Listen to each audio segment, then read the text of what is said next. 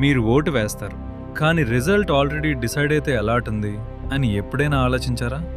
అది possible. మ్యాప్స్ని change చేసి elections రిజల్ట్ని influence చేయొచ్చు. దానికి పేరు గెరిమాండరింగ్. సింపుల్గా చెప్పాలంటే మ్యాప్ మార్చితే రిజల్ట్ మార్చవచ్చు. కానీ రియల్ ట్విస్ట్ ఏంటి అంటే ఓట్స్ చేంజ్ అవ్వకుండా కూడా సీట్స్ చేంజ్ అవుతాయి. ఎలా అంటే 2 మెయిన్ మెథడ్స్ యూజ్ చేస్తారు.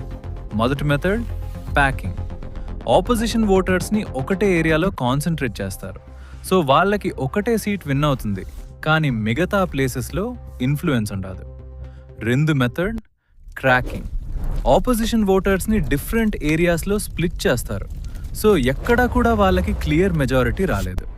ఫైనల్గా ఓట్ సేమ్ ఉన్నా సీట్స్ మాత్రం కంప్లీట్లీ చేంజ్ అవుతాయి.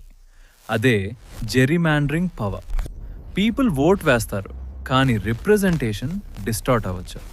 అంటే డెమోక్రసీ ఉంది, కానీ ఫెయిర్నెస్ క్వశ్చన్లో పడుతుంది. షాకింగ్ ట్రూత్ ఏంటి అంటే ఇది ఒక కంట్రీ ప్రాబ్లం కాదు. వరల్డ్లో చాలా ప్లేసెస్లో ఇప్పుడు కూడా ఈ డిబేట్ జరుగుతుంది. సొల్యూషన్ ఏంటి అంటే ఇండిపెండెంట్ కమిషన్స్ మరియు transparent boundary drawing. So next time elections గురించి ఆలోచించినప్పుడు ఓట్స్ మాత్రమే కాదు, మ్యాప్స్ కూడా ఇంపార్టెంట్ అని గుర్తుపెట్టుకోండి. ఎందుకంటే మ్యాప్లో డ్రా చేసిన లైన్స్ పవర్ని డిసైడ్ చేస్తాయి.